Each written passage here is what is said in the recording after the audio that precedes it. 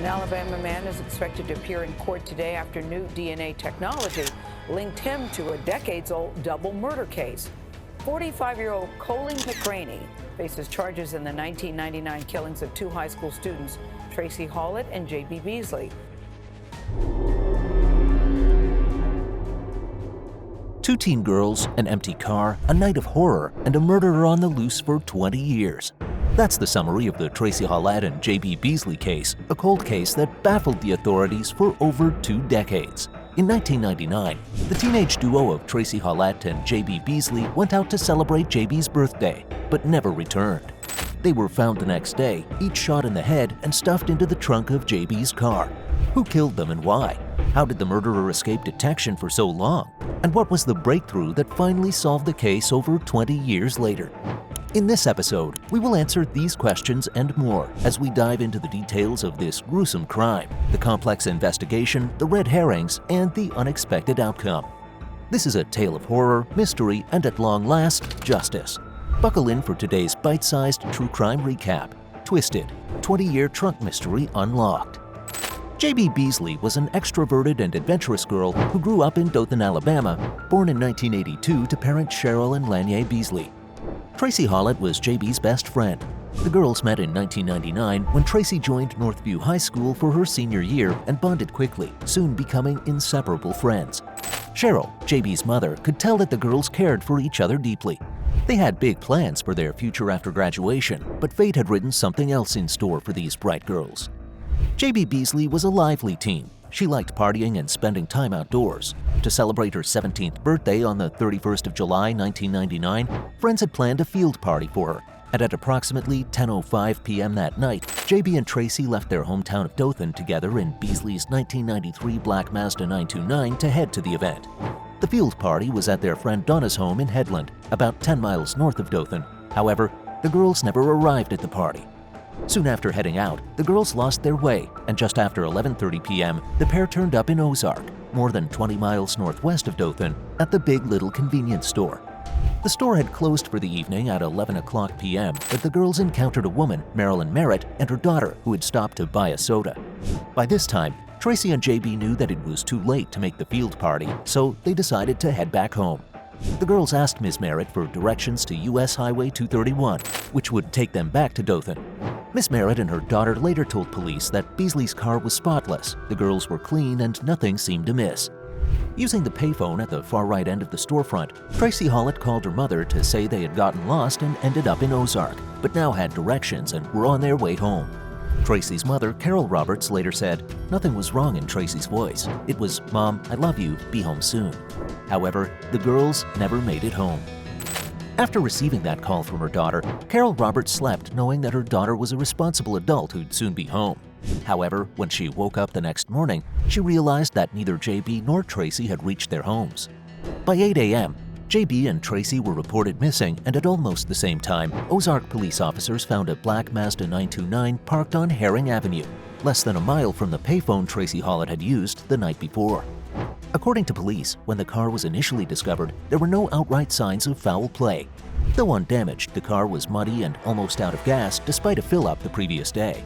The driver's side window was rolled down a few inches and the doors were unlocked. J.B.'s driver's license was on the dashboard and the girls' purses were inside the car. The car keys, however, were missing. This scene felt strange. If the girls had run out of gas, why would they leave their purses in their car? The officer on duty searched the car thoroughly except the trunk, which he thought could not be opened without the keys.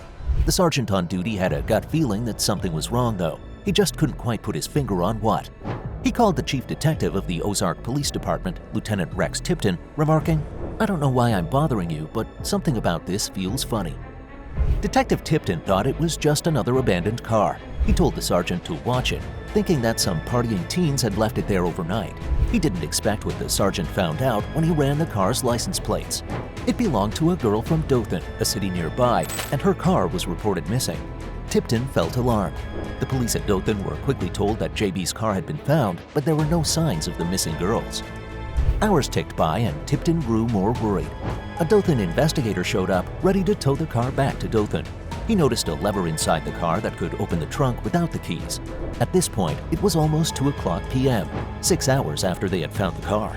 When he lifted the trunk lid, he was shaken to his core at the horrific scene inside. The lifeless bodies of J.B. Beasley and Tracie Hawlette were in there, each shot in the head with a 9mm gun. They were still dressed, but dirty and wet.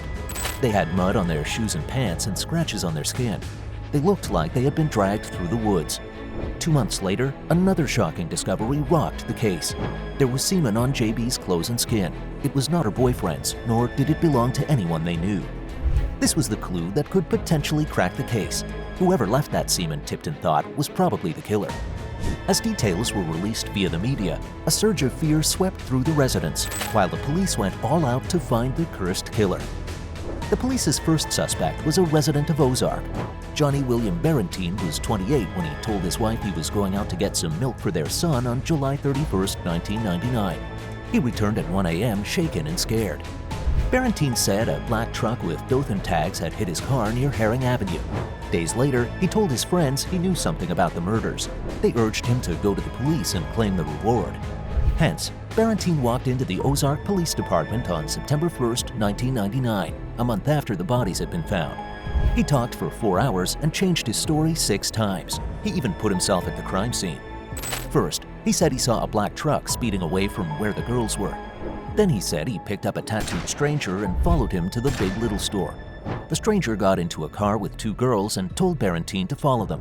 He said they went to Herring Avenue, where the stranger and the girls got out. He said the girls looked angry and he heard 2 shots before he ran away from the scene. Following this statement, Barentine changed his story, saying that the stranger was actually his neighbor who lived close to Herring Avenue. More curious, however, was that he never said anything about a sexual assault. The police soon arrested Barentine and charged him with 2 counts of capital murder. But it was following this arrest that Barentine recanted.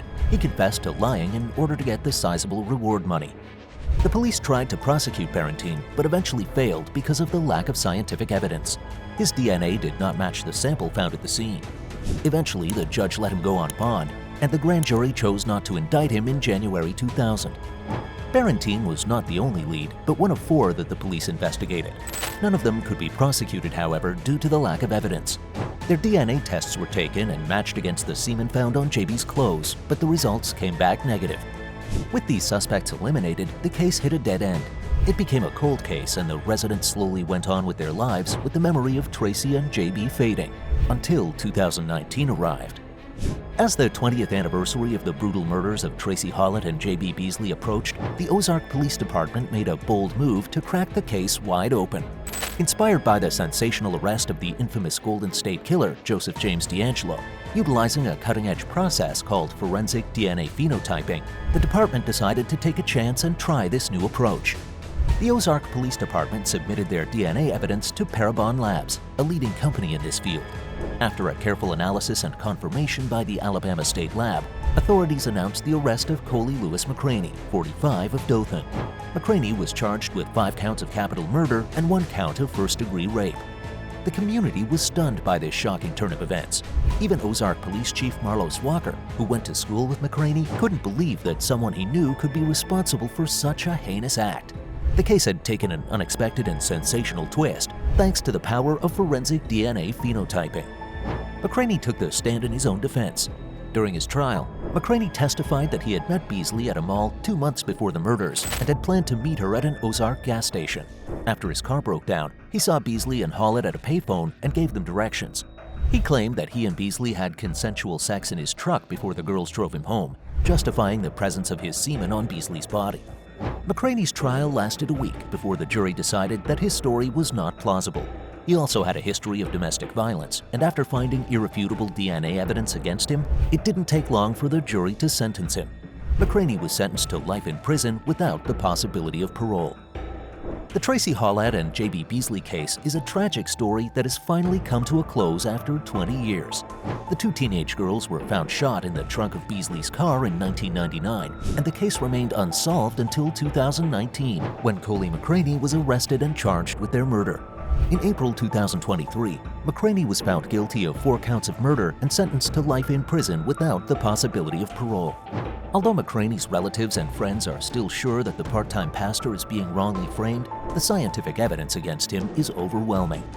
While the jury's verdict doesn't bring complete closure to the two sets of grieving parents, it does provide answers to the question of what happened to the teens nearly 24 years ago. The families of Tracie Hawlette and J.B. Beasley have endured unimaginable pain and suffering, but they can now find some solace in knowing that finally justice has been served. McCraney is thinking of filing an appeal, but the verdict is most likely going to be upheld. For now, he remains behind bars, repenting for his crimes, pondering over how a single DNA test turned his life upside down.